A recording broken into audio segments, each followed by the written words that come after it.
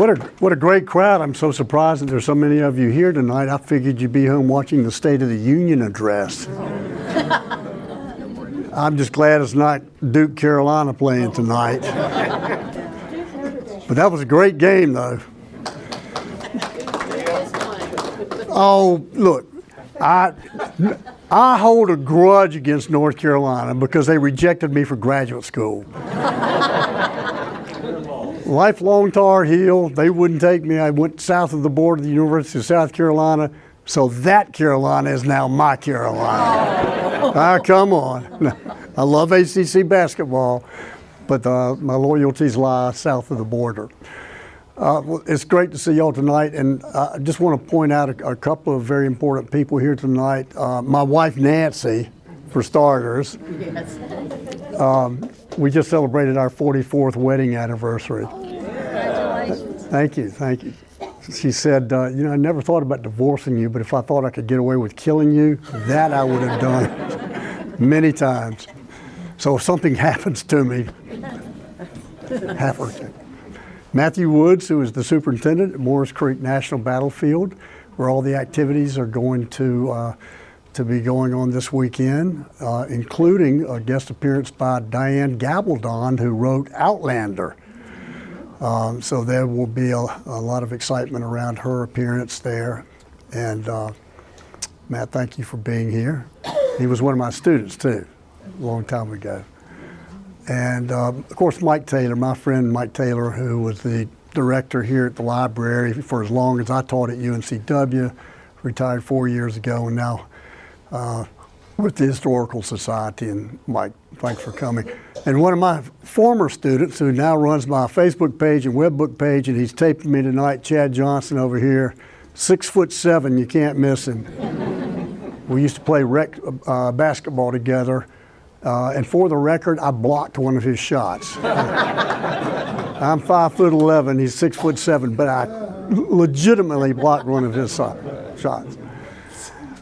Okay, I want to talk about Morris Creek. Can we dim the lights a little bit? Is that possible? There you go. Great, perfect. Thank you. The Battle of Morris Creek Bridge lasted a matter of minutes, and I had been working on the book for years. But I wanted it to be a standalone, comprehensive monograph. There's only been one scholarly article done, and that was in 1953, the year I was born. That's still really good, all things considered. It's written by Hugh Rankin, who used to be a professor of history at Tulane University. And he wrote it for North Carolina Historical Review, and given his limitations to resource material, actually did a very, very good job. And the Park Service has reprinted that a number of times, so it's kind of a standalone book, but this is going to be upwards to about 200 pages. So I really get into the whole Morris Creek campaign, and there's the cover. One of my questions is, why Morris Creek? I mean, who outside of southeastern North Carolina has even heard of this inky black, narrow creek that meanders through modern-day Pender County? And one of the most important battles in American history happened there. You know that Morris Creek is a national battlefield, not a state historic site. It is a national battlefield, meaning the United States government concluded that it is one of the most important battles in American history. And it's only one of two national battlefields in North Carolina. And the other one is where? Very good. There will be a test at the end of the presentation, so make sure you take notes. And why North Carolina? I mean, the center of resistance to British authority really was in New England, and specifically in Massachusetts. What was going on in the southern colonies that would prompt the British government to launch a southern campaign that early in the war? So these were sort of the underlying themes that I was trying to address in the book, and then got into some more details. The beginning began at the end. It's the opening line of the book. At the end of the French and Indian War in 1763, the British government, victorious over France and its ally, Spain, had a greatly expanded empire. All lands west of the Appalachian Mountains to the Mississippi River, Canada, India, islands in the Caribbean, greatly expanded empire. And of course, wars, as we well know, are expensive. So how was the government going to pay down the debt? And they decided to raise taxes on the American colonies, direct taxes, which had never been done before because the colonial assemblies of each one of the colonies had been electing their representatives and passing their own laws subject to the approval of Parliament, as well as passing their own taxes.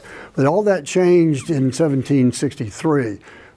Sir Richard Grenville, who was basically Secretary of the Treasury, was the one who initiated the Stamp Act and others, the Sugar Act, the Quartering Act. The Stamp Act was the one that was so hated because, of course, it required that you pay a tax on any printed material, whether it be a newspaper, a pamphlet, a book, deck of cards. It didn't matter. If it was printed, you had to pay a tax on it. And of course, that was the way that people communicated in those days, was the printed word. Unlike today, where we've got social media and computers and phones, it was by the written word. And of course, all of that was going to be taxed. And this was the first direct tax by Parliament on the American colonies. A British citizen paid 10 times more taxes than the Americans did. The taxes the Americans paid were indirect taxes, excise tax. But they did not pay any direct taxes to Great Britain, and all that's going to change. But what Great Britain didn't know is that after more than 100 years, the Americans now started to think of themselves as somehow different. They wanted to be, of course, a part of the great British Empire, but they also wanted shared sovereignty with Parliament. They wanted to run their own affairs. And of course, this is going to create some problems.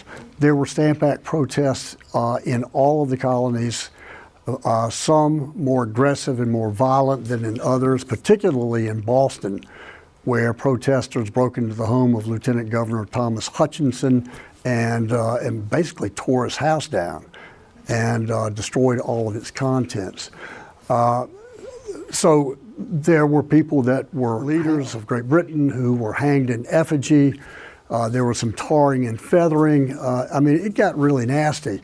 But what you may not know is that the largest massed armed resistance to the Stamp Act in any of the 13 colonies occurred at Brunswick Town on the Cape Fear River. When in February of 1766, unwilling to pay the taxes have arrived, and more than 500 armed men from all over the lower Cape Fear, New Hanover, Brunswick, Bladen County. As you know, Pender County didn't exist until 1875. That was still part of New Hanover County. Descended on Governor William Tryon's residence. William Tryon lived 5 years at Brunswick, only 1 year in Newbern, but yet they claim him. We've got more claim to him than they do. Here are the ruins of his residence that he named Castle Tryon. And these 500 gentlemen descended on his house, and they confronted him, and the British government backed down. They forced the stamp receiver not to accept the stamps, not to issue stamps. In other words, they backed down. So that the threat of violence against the British government had worked. Okay, so you know Brunswick here, and it's roughly halfway between Wilmington and the mouth of the Cape Fear River, and Fort Johnston was the fort that protected the region, the trade, the plantations, and so forth. And here is a map that was done by royal cartographer C.J. Saltier only 3 years after the Stamp Act resistance that occurred at Russellboro or Castle Tryon here. And here's the town, which today, of course, is a state historic site and largely a ghost town, but my favorite site in the lower Cape Fear. Well, as respect for the British government starts to erode, North Carolina politicians form an extra-legal government known as the Provincial Congress. They would meet from 1774 until 1776 when North Carolina becomes a state. In the meantime, this is an extra-legal government that's working alongside and yet at the same time against royal authority in North Carolina. One of the things that they did, or the Continental Congress did, that would meet in September of 1774, was to apportion districts in each of the colonies for defensive purposes, and each of these districts were to raise militia and prepare for a defensive war. They were not going to start a war, but if a war came, they wanted to be prepared. So you can see the Wilmington district, the New Bern district. There were 5 districts in North Carolina, 35 counties and 5 districts. And of course, everything changed on April 19, 1775 with the Battle of Lexington and Concord. The shots heard around the world, and Americans were absolutely shocked and angered by British soldiers now firing on British subjects that did not want to break away. They did not want to be independent. They only wanted the government to listen to their grievances, to share sovereignty with the American colonies, 3,000 miles away from London. They knew better how to run their own affairs than London. We want to share our sovereignty with you, that's all. But then when the British started the fighting, although no one knows who exactly fired the first shot, but once the fighting started at Lexington Concord, everything changed. Word reached all of the colonies about the outbreak of hostilities, and then royal government in all of the colonies started to collapse. And that included here in North Carolina. Josiah Martin he was the last royal governor of North Carolina who arrived in 1771. Unlike the previous governor, William Tryon, who worked out an uneasy alliance with the leaders of North Carolina, most North Carolinians did not like this guy. He was arrogant, he was uncompromising, he believed in the prerogative of the king and him as the executive representative of the king in North Carolina. So he was not well liked. In May of 1775, Abner Nash would take a group of people to Tryon Palace, where Josiah Martin is now living. Remember that Tryon has lived in Brunswick for 5 years, moves to New Bern in 1770. He goes to New York as New York's last royal governor in 1771. Josiah Martin comes in, so Martin's living at Tryon Palace when Abner Nash and a group of protesters show up, and they want to know why Martin has removed the cannons in the yard of Tryon Palace, which they see as a means of keeping them from the protesters of New Bern, which is exactly the case. Martin just says, no, look, the carriages are wooden, they're rotting, I need to replace them because King George's 37th birthday is coming up, and we need to replace those carriages so that we can fire the cannon in honor of His Majesty's birthday. And that's all. And it was only half the truth. He was trying to keep the cannons from falling into the hands of probably the very crowd that has just showed up unexpectedly at Tryon Palace. But now he is fearing for his own safety and that of his family. And in less than a week, he will flee New Bern by carriage, heading west to Cross Creek, modern-day Fayetteville, and then down the Cape Fear River from Cross Creek all the way to Fort Johnston, which was the only serviceable British fort in the colony, barely garrisoned, only about a dozen provincial troops, only 2 regular British officers there, and that was it. So it was only marginally garrisoned. It was not well defended, but it was the only refuge that Martin had. He didn't want to leave and go to New York, where he sent his family. He wanted to stay in North Carolina and try to reassert royal authority before his colony was lost. June 2nd, when he arrives at Fort Johnston, he makes a visit to Captain Francis Perry on HMS Cruiser, which is the only British warship on station at the Cape Fear. And occasionally Martin would go on board when tensions increase as protests become more virulent in the area. Well, from that point on then, what Martin does is he corresponds with London, and specifically with William Legge, Lord Dartmouth, who was the secretary for the American Department. And he said, look, here's what I want to do. To reassert royal authority, I would like for the government to send me regular British troops, the finest fighting forces in the world. I mean, he's like asking for the United States Marines. Send me regular British forces.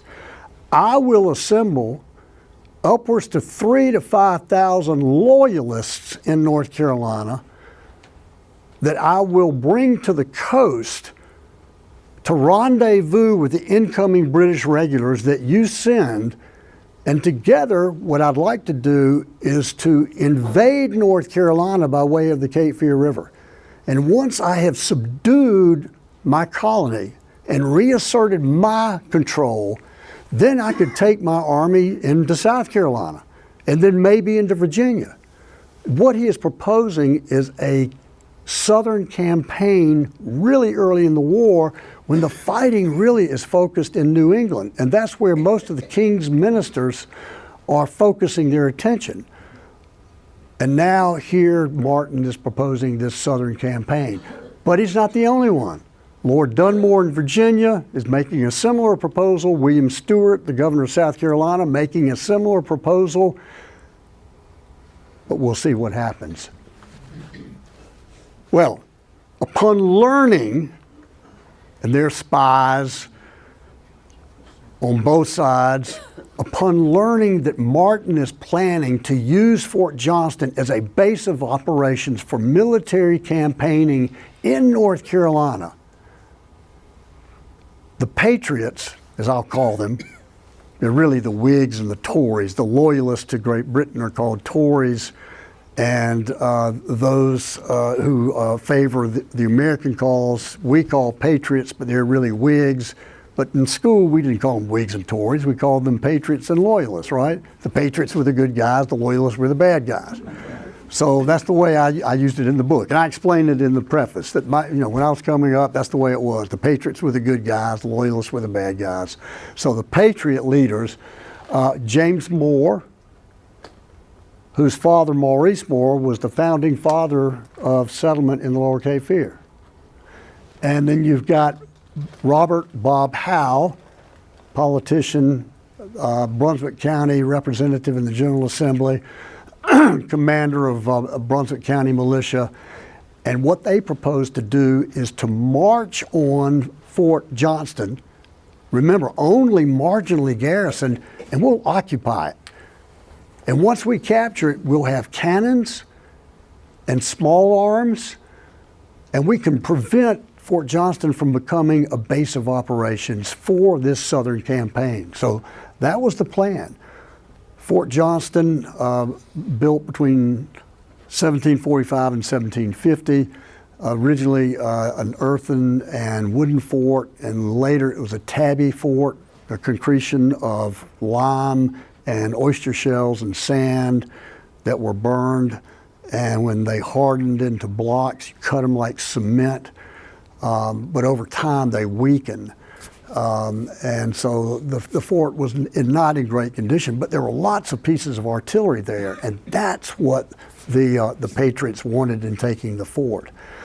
When tensions mounted, Martin, fearing again for his safety, had sought refuge on board HMS Cruiser, along with his entourage of stewards, servants, and other loyalists. They sought refuge on HMS Cruiser, which was just offshore. July the 19th, 1775, the Patriots attacked in 2 waves. And rather than occupy the fort, they burned it to the ground. And this is important.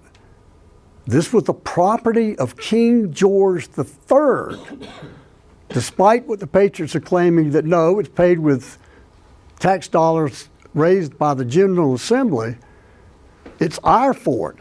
The king is, no, it's my fort. And so they have destroyed the property of King George III. And this will explain a lot about Morris Creek Bridge. And of course, Josiah Martin is absolutely livid. Absolutely livid. Well, he will turn to Major Donald MacDonald of the British Army, a regular British Army officer who had served in the Army, in the Marines. He was sent to North Carolina to recruit soldiers for the Royal Highland Regiment of Immigrants to be transferred from North Carolina to Boston to supplement the main army operating in New England, because again, that's where the focus of the war was this early. So he has come to North Carolina along with a guy named Donald McLeod, and they're recruiting guys for this immigrants regiment. But Martin turns to him and says, look, I need you with this campaign. And I want you to control or be the commander of my provincial army. After much deliberation and considering the proposals of all of the Southern governors, along with what's going on in New England, King George III agreed to support Josiah Martin's campaign. Now, why? That made no sense logistically. Warships could enter the Chesapeake Bay, broad mouth, much more accessible up the James River and the York Rivers, where you could land troops, or even down in Charleston at Rebellion Road, much more accessible to large ocean-going vessels. But at the Cape Fear, getting over the bar at Old Inlet would be tough for deep draft vessels, and large warships could not get much any further up the Cape Fear River than Town Creek, roughly 7.5 miles above Brunswick Town, because of a place called the Flats, a shoal in the river. After thousands of years of silt going Town Creek, it had built up basically a delta, and large drafted ships could not get upriver. The point being is that Cape Fear River is not conducive to a large-scale naval operation with lots of British regular forces. So why did King George decide to support Josiah Martin's campaign? And the answer is the destruction of Fort Johnston. It is going to be payback. He is going to retaliate against John Ashe and Bob Howe and James Moore and Cornelius Harnett. He knows who the ringleaders are and he wants their head, and that is why he goes with Josiah Martin's campaign. So he is going to send roughly 4,000 regular British troops from Ireland and from Boston down to North Carolina for this grand military campaign proposed by Josiah Martin. So, early January, Martin publicly issues a proclamation calling on all loyalists to rally to the king's standard, to assemble at Cross Creek, right in the heart of the Valley of the Scots, where Highland Scots and Lowland Scots, but mostly Highland Scots, have been immigrating since the 1730s. Do y'all know who's the most famous Scottish immigrant to settle in that area? It's a lady. Flora MacDonald. Absolutely. Flora MacDonald and her family moved there. Her husband Alan moved there in 1774. So Scots have been coming since the 1730s. There were 12 to 15,000 Scots living in the upper Cape Fear River Valley. They're the largest ethnic minority in North Carolina during colonial days. And from that core, Martin thought that he could get 3,000 to 5,000 of them to be a part of his provincial army to assist the incoming British regulars for his grand campaign. So, a lot of these Scots, of course, carried the big giant claymores or the broadswords with the basket hilts, massive weapons like the ones on Braveheart, and little side knives called dergs or dirks, and of course the traditional Highland garb. These guys were real fighters. They had fought at Culloden. They'd fought against the Hanoverians. These were tough combatants. So they were the ones that rallied to Martin's call for a provincial army. McDonald wanted them to meet at Brunswick. A lot of history books say Wilmington. Nope, it's Brunswick. Meet there by February the 15th. I suspect that the incoming British troops will make it there, led by Cornwallis and Henry Clinton. Let's make it early February or mid-February. Get there as soon as you possibly can. Well, the Patriots responded. James Moore was appointed by the Provincial Congress as the commander of the 1st North Carolina provincial troops, and then they became the Continental troops. They were dressed like this. They weren't wearing the blue uniforms that you see as most Continental troops wearing. North Carolina wasn't a state yet, so they didn't adopt official uniforms until the fall. So most of the Continental troops early looked like that, pretty much like the militia, with their hunting shirts and their leggings. Most of them carried muskets. Some of them carried rifles. These were combatants too.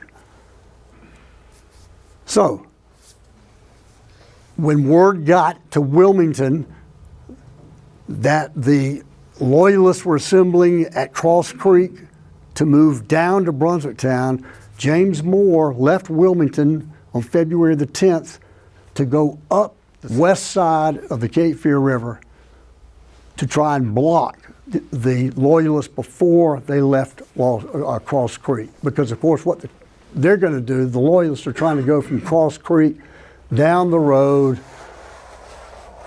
and then down to Brunswicktown on the west side of the Cape Fear River. So February 10th, Moore goes out.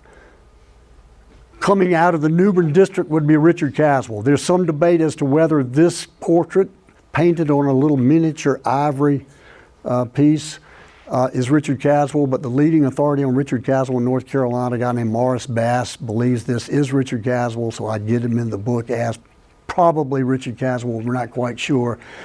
At the head of 600 Minutemen and militia, he will come out of the New Bern district and head toward the lower Cape Fear to help out. Again, there's the New Bern district, there's the Wilmington district, and he's going from the New Bern district down toward the lower Cape Fear to help out James Moore. Now, here's a switch in what most history books have said, that Caswell started his march out of New Bern. He did not. He came out of Dobbs County, modern Lenoir County. He came out of the Dobbs County courthouse. That's where his army assembled. So that would have taken him south through Dobbs County, modern Lenoir County, and then into Duplin County, down into western New Hanover County, or today Pender County. So he's not coming from New Bern that way. He's coming out of Dobbs County. And that was a big find. So Moore gets up to Rockfish Creek, about 7 miles from Cross Creek. He's got his 600-man army there. McDonald is only able to get about 1,400 men, but now his route directly to Brunswicktown is blocked by Moore's troops at Rockfish Creek. What is he going to do? It's going to take some heavy fighting to break through to follow that direct route to Brunswicktown. Well, he's got about 1,400 men, not the 3,000 to 5,000 guys he thought he could get, about 1,400. Only 500 of them are even armed with firearms. So you've got almost 1,000 guys who just show up with sidearms, dirks, and claymores. They're not well prepared. And now it may require stiff fighting. Well, wait a minute. Most of the Loyalists who were recruited believed, they'd been told by the recruiting officer, you're going to serve as scouts and guides for the incoming British forces. You're not going to have to fight.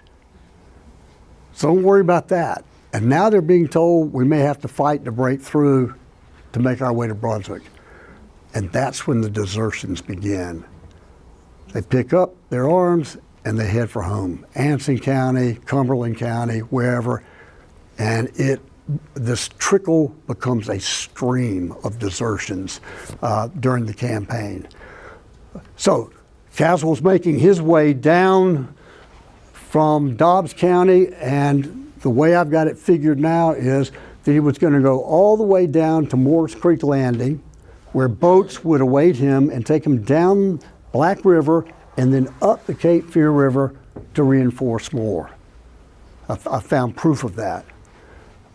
So that's what Caswell's doing.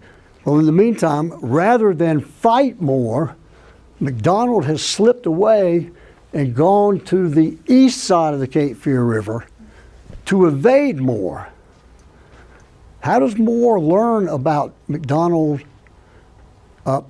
move? From a guy named Farquhar Campbell.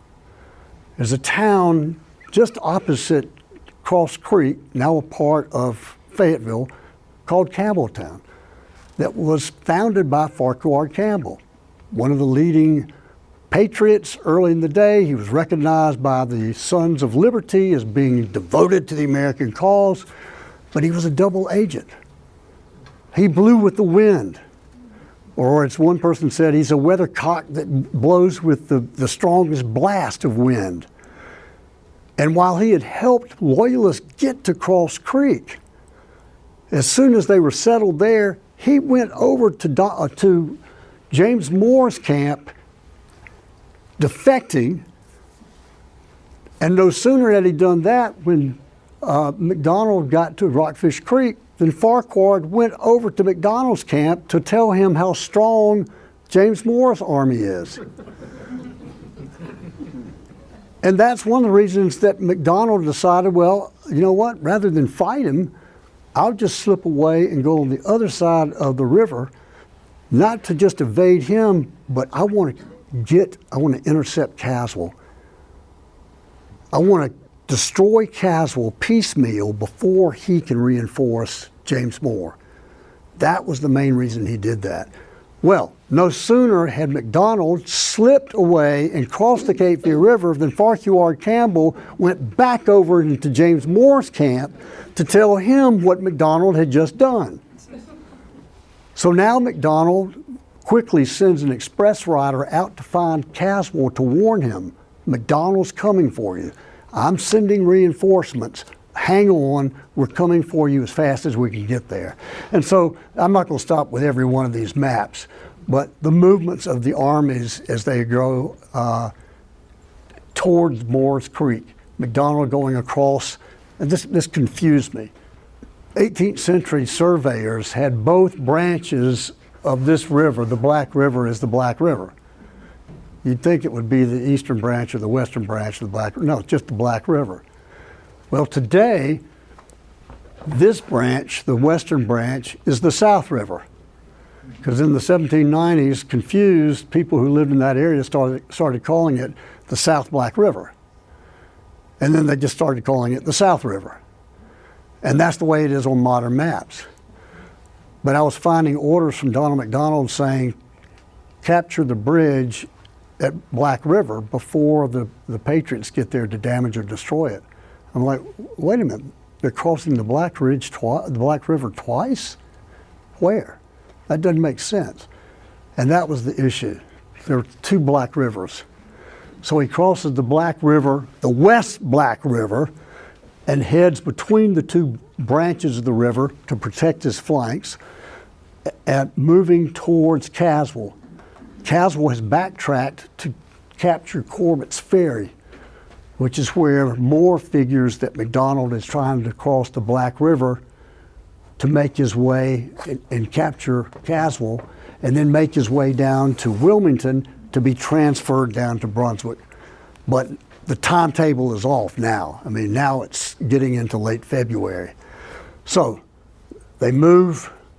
There's another map showing the position of the armies. Caswell is at Corbett's Ferry, but then McDonald outflanks Caswell at Corbett's Ferry. Caswell takes off and heads to Moore's Creek. Where was John Ash? John Ash was one of the leaders of the Revolutionary movement. He had been one of the plotters of the destruction of Fort Johnston. But when the Provincial Congress appointed commanders of the first 2 regiments of Continental troops, John Ash expected that he would be given command of one of them. Instead, the first went to James Moore, his brother-in-law, 13 years his junior, Ash's junior. The other one went to Robert Howe. And Ash was beyond livid. He was furious. And I'm now convinced that John Ash, who was ordered by Moore to go with Alexander Lillington to support Caswell, instead, as this map shows, went all the way back down to Wilmington. Lillington goes to Moore's Creek. Ash doesn't show up. He goes here to Wilmington. And I've got proof of that now. And I believe that was the reason why he was that angry at the Provincial Congress. And he told William Purviance, who commanded the defense of Wilmington, I don't obey any orders. So he was facing the humiliation of taking orders from his brother-in-law, who was 13 years younger. Provincial Congress had snubbed him. I'm out of here. I'm going to Wilmington. That's big. So when Caswell got to Moore's Creek, after leaving Corbett's Ferry, after being outflanked by McDonald, who does he find? Alexander Lillington with 150 Minutemen. No John Ash. James Moore and Richard Caswell never mentioned John Ash in their post-battle reports. John Ash was not at the Battle of Moore's Creek Bridge, despite what every history book has written. And I'm sorry, Ash descendants, the truth is sometimes a hard sell, but John Ash was not at the Battle of Moore's Creek Bridge. Yes. Oh, you should have heard the Sampson County Historical Society when I told them that John Sampson, for whom the county is named, was not a patriot, but he was a loyalist and a member of Josiah Martin's executive council. I just barely got out of there alive.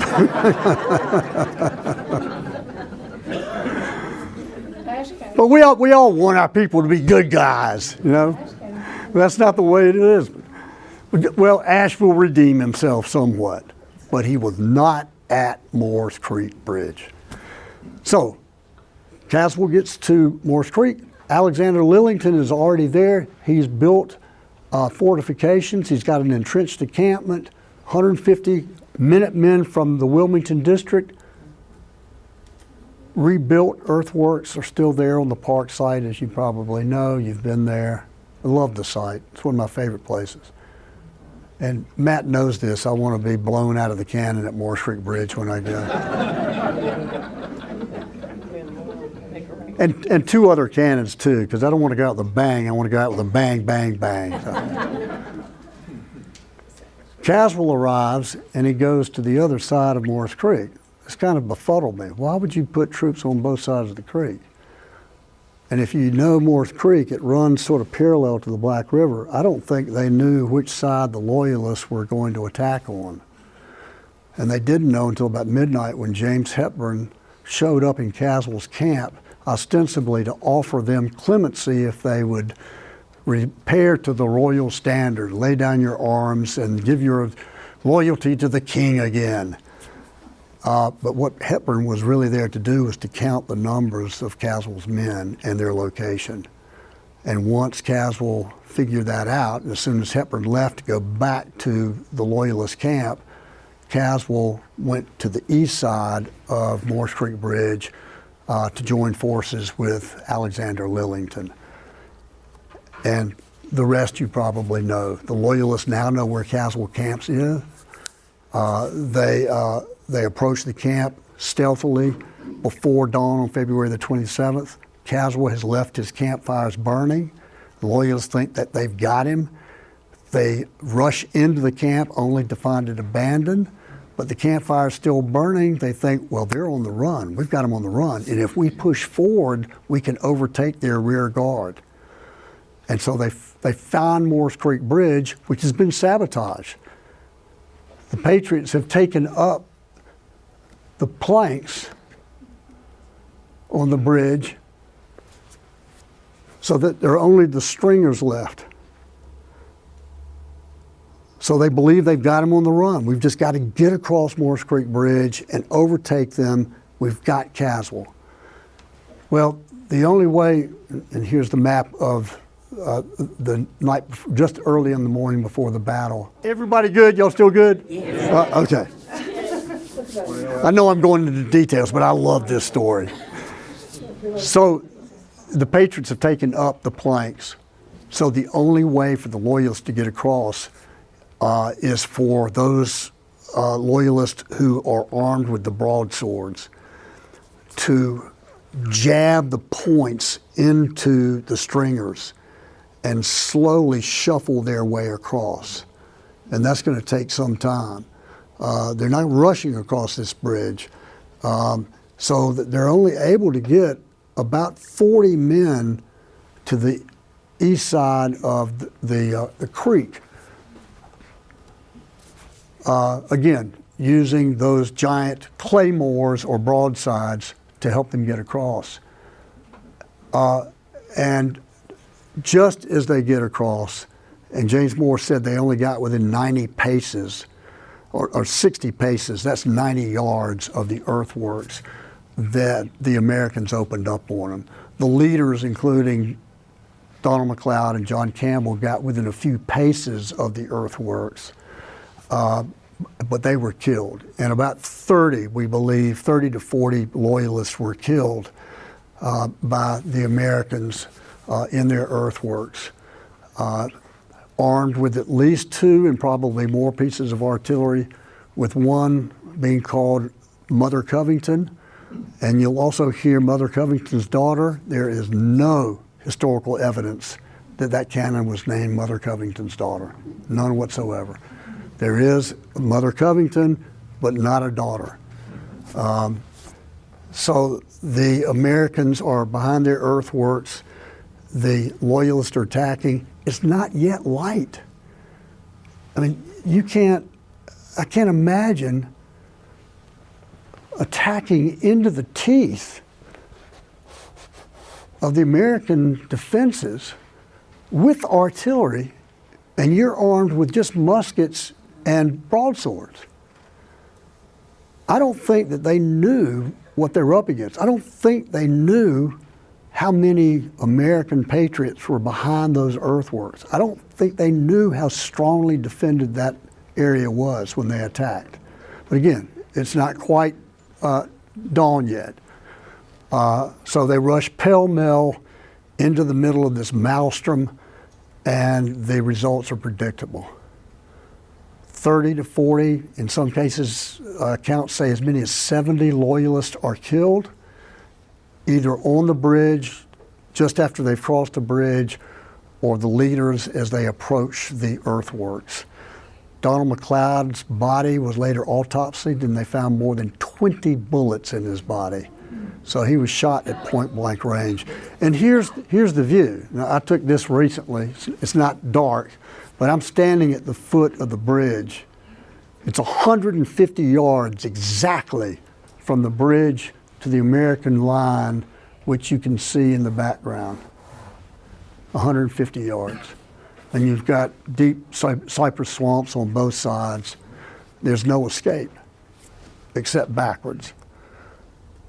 So the whole thing was over in a matter of minutes. By some accounts, 3 minutes, 180 seconds. That's it. And the Loyalists then are routed, and those still on the west side of the bridge waiting to cross take off running, and the Americans will pursue. There's a little bit of hand-to-hand fighting as the Americans excited about their victory, jump over their earthworks and swarm into the Loyalists that are still on the east side of the bridge, and there's some hand-to-hand fighting, but the whole thing is over in just a matter of minutes. Well, the British fleet finally arrives, about 4,000 British soldiers, but they don't come until March, and some of them don't show up until May. So it's a long process. They've hit storms coming across the Atlantic, and so they are of no help whatsoever. And of course, the Loyalists have been licked. They're not at Brunswick Town to meet the incoming British regulars to initiate or launch this southern campaign. So the British fleet, after retaliating a little bit along the Cape Fear, maybe burned Brunswick Town. That's an issue of debate. But they did loot plantations and liberate slaves up and down the Cape Fear River, the lower Cape Fear River, because remember, they can't get further up than the flats in these large warships. So they do some plundering and looting, but then they leave to attack Charleston. And the Charlestonians defeat them at the Battle of Sullivan's Island, and that ended the Southern Campaign of 1776, initiated in North Carolina and ended at Morris Creek Bridge. What Morris Creek Bridge led to, as well as Thomas Paine's Common Sense, which was the most powerful statement in support of independence. That came out in January of 1776. Morris Creek Bridge happened in February. It's those two things that convinces the North Carolina Provincial Congress meeting in Halifax in April to pass unanimously the Halifax Resolves. And as y'all know, it was the first written statement of any of the 13 colonies in support of independence. And that's why we are first in freedom. I know we're first in flight too, but we're also first in freedom because of Morris Creek Bridge. And April 12, 1776, the date of the Halifax Resolves, done as a result of the Battle of Morris Creek Bridge, is on our state flag to this day.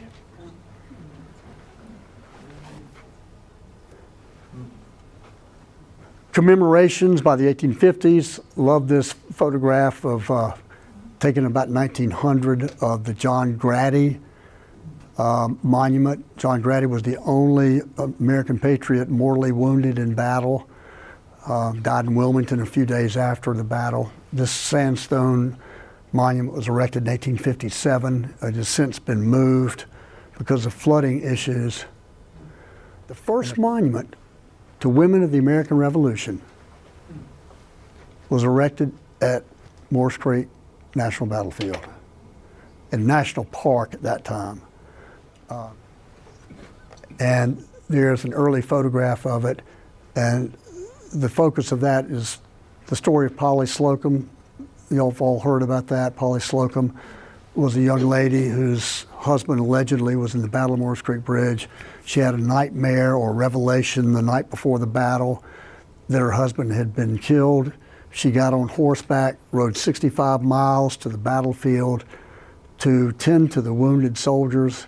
So it turns out her husband had not been killed. As it turns out, her husband was not even in the Battle of Morris Creek Bridge, but that didn't make any difference.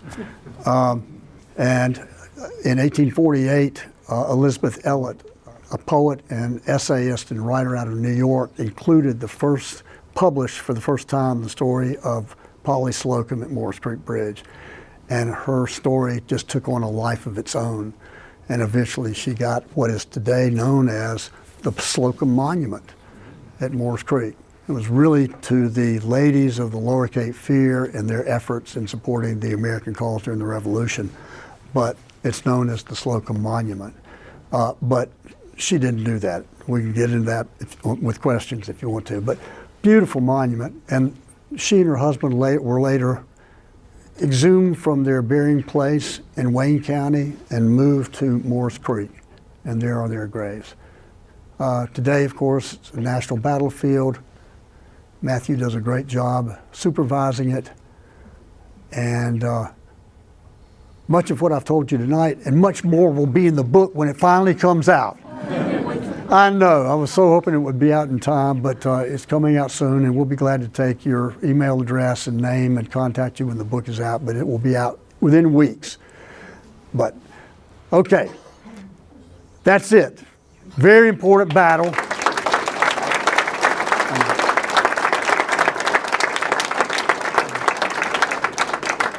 And I did that in an hour. That's pretty good for me. I had planned to make it 2 hours. I'm sorry to make it so brief.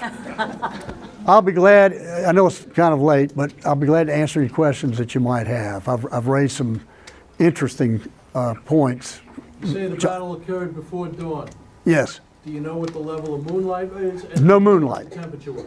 Absolutely no moon that night. Okay. None. And temperature? We don't know. The winds were out of the southwest. So I suspect it was a fairly mild morning. There had been heavy rain for days leading up to the battle. I found one or two accounts where they said there was still kind of a drizzle the morning of the battle. I can't confirm that, but there was absolutely no moon whatsoever.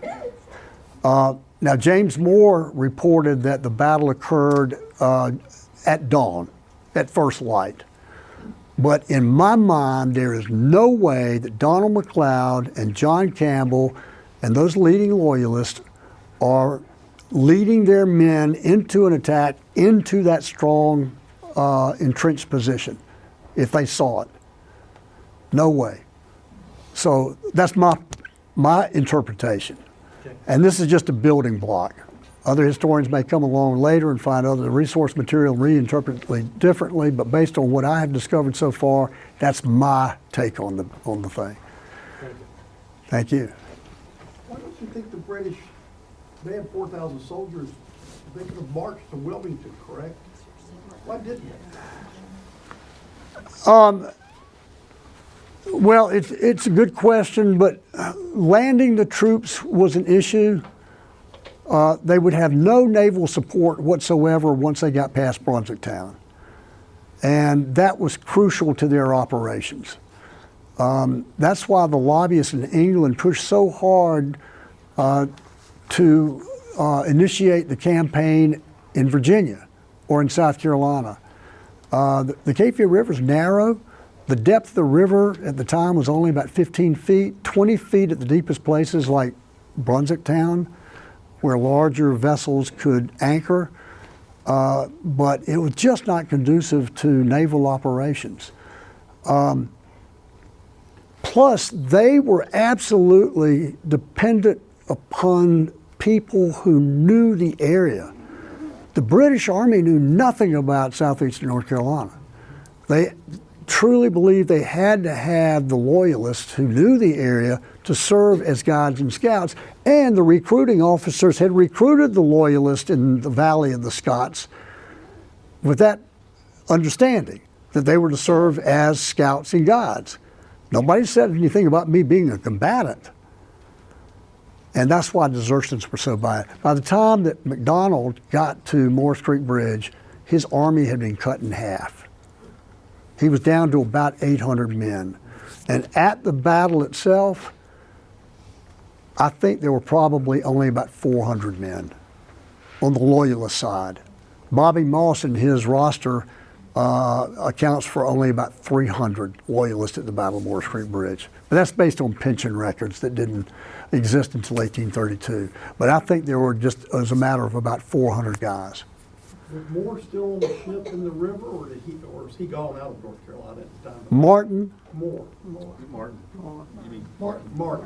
yeah, Josiah Martin, he was still at Fort Johnston awaiting the British troops to come in, and then he would supervise the landing of the troops, because this was a big army, 4,000 troops, that was large.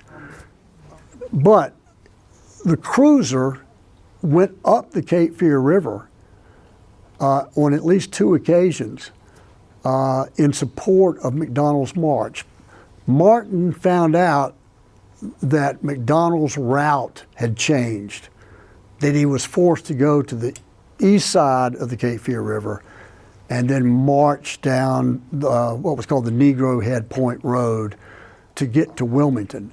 And what he hoped was by the time we got to Point Peter, or Negro Head Point, that Martin would have learned of the new route of march, the new destination, and would send vessels upriver to transport the men downriver to Brunswick. But he didn't have the vessels, the British didn't show up, so there really wasn't much that he could do. And once McDonald got to Point Peter, where the Cape Fear River and the Northeast Cape Fear Rivers meet, I don't know what he was going to do, but he didn't make it that far. Yes, sir. You described a tactical success for the Patriots. What is the strategic importance for the Revolutionary War that this battle was fought? Well, it was the first one fought in North Carolina, first pitched battle fought in North Carolina. I think the Park claims that it's the first Patriot victory in the South. Decisive, yeah. Okay, decisive. Wordsmithing, yeah. Okay, which is true. The Americans had won an indecisive victory at Great Bridge, Virginia, in the fall of 1775. And I thought it curious. Did y'all watch Ken Burns' American Revolution, the documentary? There was not a whisper of Morris Creek Bridge. But yet he focused on Great Bridge, Virginia, which was insignificant compared to the Battle of Morris Creek Bridge. They knew about Morris Creek Bridge, right? And ignored it. How could you ignore that? The importance of that battle, first written in statement of support of independence as a result of that battle, how do you ignore that? I can't answer that because I'm not Ken Burns. I think I know why, but I'm not going to speculate. How the Battle of Tory Hole, did that play into this at all? No, that's 1781 in Elizabethtown. That's much later when Cornwallis has entered the state again. And the first time Cornwallis came to America was the Cape Fear. And then he would return in 1780 to take command of the British armies that were fighting in the South, because the fighting in New England and the Middle Atlantic states, or colonies, had been going so poorly that they transferred their military operations back to the South in hopes of reigniting loyalist support and the support of enslaved African Americans by granting them freedom. And he had, as you know, good success in South Carolina, modest success in North Carolina until he got to Guilford Courthouse. Although it was a battlefield victory, his army was so badly bloodied and battered, he had to retreat to Wilmington for resupply and reinforcements. And it was in Wilmington that Cornwallis would plan his ill-fated invasion of Virginia that led to his defeat at Yorktown. How about that? I mean, there's so many great connections to the Lower Cape Fear. And did y'all notice on the map, Burgall? Did y'all notice that? Burgall Creek?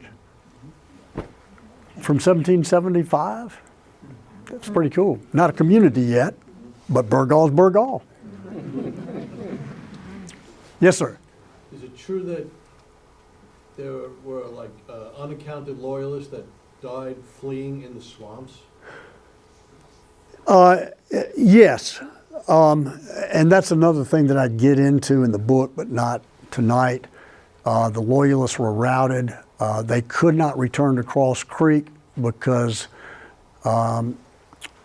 two Patriot commanders, James Martin and James Thaxton, had been ordered by James Moore to capture and occupy Cross Creek so that the Loyalists could not return there after whatever happened in the campaign. And so they just kind of scattered. Many of them were captured, more than 800 of them were captured over the coming weeks, as well as firearms and medicine and gold and lots of firearms. They captured more firearms in the weeks after the battle than Loyalists had at the battle. Wow. So when you read, well, the Patriots captured 850 muskets and rifles after the Battle of Morris Creek Bridge. Well, wait a minute. only 500 of them even had rifles and muskets to begin with. So that was over the following weeks. There was virtual civil war.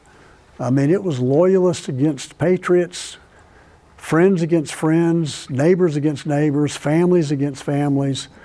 And that went on for a long time. And one of the results of the Battle of Moores Creek Bridge was it suppressed loyalist activity in North Carolina until Cornwallis returned 4.5 years later. They went underground. And in some cases, many of them fled into woods and swamps and lived for months, and by some accounts, even years, to escape the retaliation by their patriot friends and neighbors. Okay. And Chris, you just answered my question with your statement. Oh, good. So it's like Eastern North Carolina was, like, I noticed I read like in the mountains there was more civil war between loyalists and patriots. So with this battle, did this area become more like settled into a patriot mode? Until Cornwallis Okay. returned. There was virtual civil war after the Battle of Moores Creek Bridge, and again, even worse when Cornwallis returned and David Fanning and others showed up, James Henry Craig, and there was lots of looting, there was lots of retaliation as a result of Moores Creek Bridge. Yep. Yes, ma'am. Hi. Hi. What kind of part did Moore and then Caswell end up playing in the rest of the Revolution? James Moore was promoted to Brigadier General, but he died in 1777. Richard Caswell also became Brigadier General of Militia Forces, considered himself the hero of the Battle of Moores Creek Bridge. What I did not get into is in the 1850s, this played out publicly. Who was the leader of the Patriot forces at Moores Creek Bridge? So how did Ash get his name involved? I'm sorry. Okay, well, was it Alexander Lillington, who commanded the Wilmington district? Or was it Richard Caswell from the New Bern district, who had 600 men? Alexander Lillington only had 150. Well, Caswell got his report out first to the Provincial Congress. So he promoted himself as being the hero of the Battle of Moores Creek Bridge. But then he was the coward at the Battle of Camden in 1780, when his militia forces were completely routed by Cornwallis's army and fled in terror. So he had a mixed career as a commander in the Revolution. But after the war, again, his reputation was restored, and he served in politics, and you can make a comeback. You can say you're sorry and you make a comeback. But does that answer your question? Yeah, well, my follow-up question was then, how did the guy that went back to Wilmington, Ash, who never actually made it to Moores Creek, Oh. how was it his name became involved and people thought that he was actually there? Was that just, did he make that story up? I cannot answer that because I have not found any evidence. What I have found, proof positive, is that he was not at Moores Creek Bridge. How he got out of that, I don't know. Thank you. William Purviance, I'll tell you this one story about Ash. William Purviance, who commanded the defense of Wilmington, was surprised when Ash and his company of independent Jaegers, they were riflemen, sharpshooting riflemen. So they showed back up in Wilmington when they were supposed to be with Lillington at Moores Creek.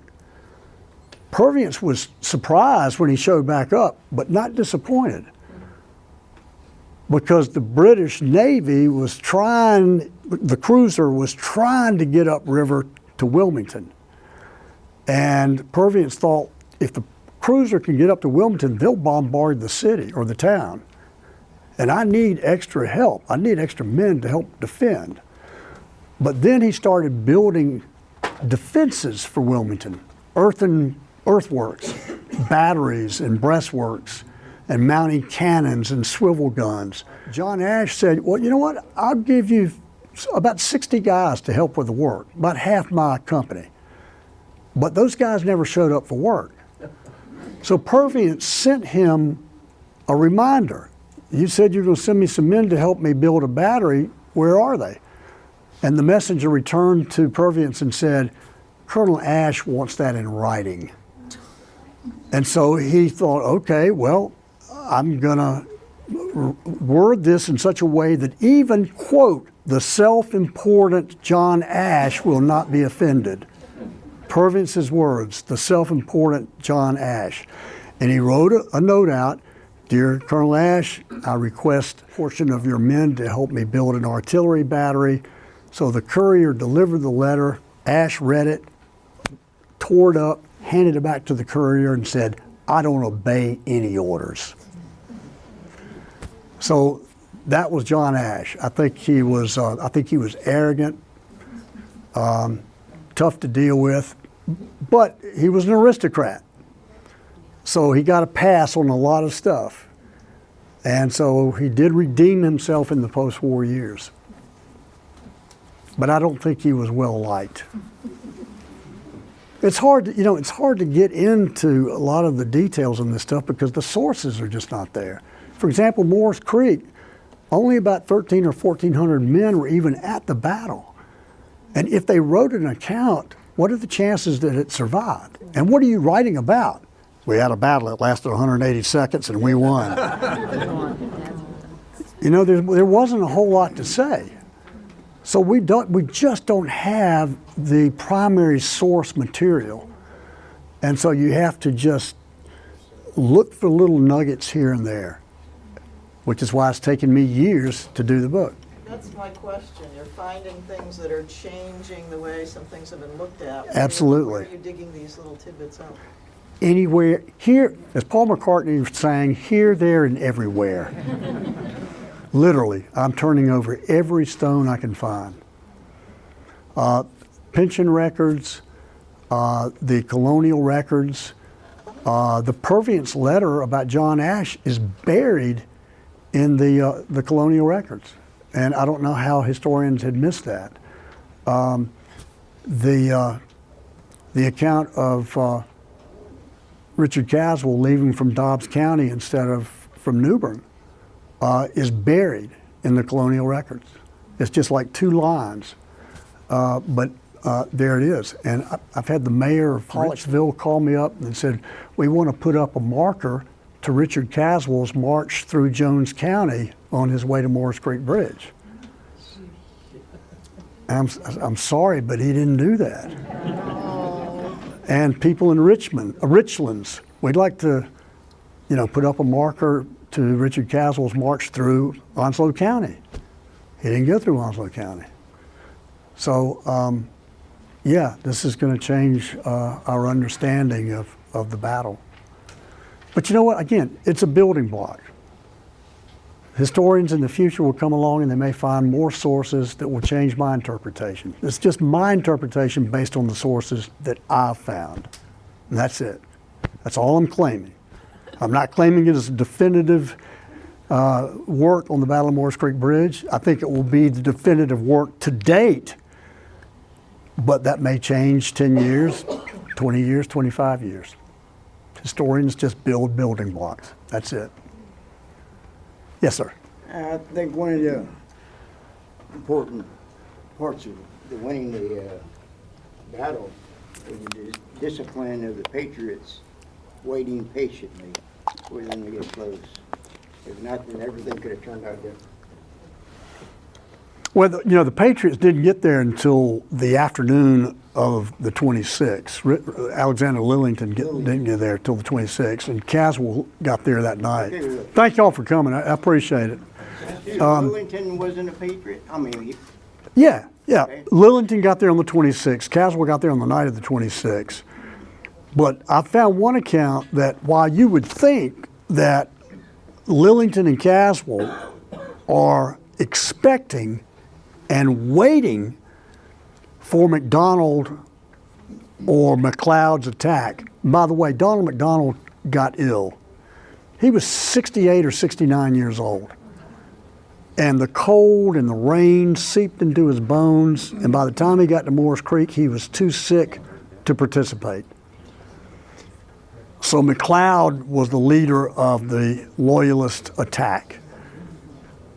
But I found an account that said Caswell and Lillington were actually a little surprised that they were not prepared when the attack came.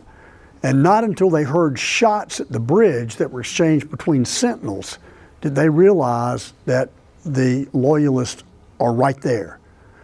And then they rushed to their earthworks and prepared. But they weren't under arms in their earthworks all night long waiting for the attack. They were somewhat surprised that it came when it did. That makes sense. Yeah. But one more question. Yeah, did we have any idea, like, what percentage of the Scottish immigrants were loyalists versus patriots? Because you would think they all would hate Right, England. right. So, yeah. You know, I'll tell you a story that I think explains this well. My father from Wilmington, North Carolina, graduate of New Hanover High School, class of 1938. I was class of 1971. Then went to the Virginia Military Institute. He took German at New Hanover and German at VMI. My father spoke German fluently. At the end of the war in May of '45, when his buddies were being discharged and going home, or unluckily some going to the Pacific Theater, but most going home, the Army kept my father in Germany to work with DPs, as they were called then, displaced persons. We'd call them refugees. So my father was there for 8 months, pulling his hair out, wanting to go home. And he was in Germany for 8 months. And he said in late 1945 and 1946, there were no Nazis. No one professed to being a Nazi at war's end. The same in this war. No one would have professed to being a loyalist. We were all patriots, right? So how do you quantify it? Historians have thrown out 25, 30% of Americans were loyalists. How do you know? How do you can't gauge what's in a person's heart. What I found interesting is the level to which the Patriots went to force the fence sitters, or the neutrals as the loyalists call themselves, to sign on to be a patriot. You had to sign a test oath of allegiance to the Continental Congress. And if you don't, we're going to boycott your store. And if we come back and you still refuse, we're just going to take your provisions. And if that doesn't work, we'll go to your farm and we'll take your livestock and your horses. We'll do everything that we have to do to make sure that you support the American cause. So again, how do you figure out the level of loyalism? And that really surprised me. I thought you either decided to be a patriot or you decided to be a loyalist, and that's the way you went. That's not the way it happened at all. Yeah. Well, you want everybody to be on the side of the good guys. Thank y'all very much. Enjoy it. And thank y'all for sticking with me so long. Look, I could go all night long, believe me.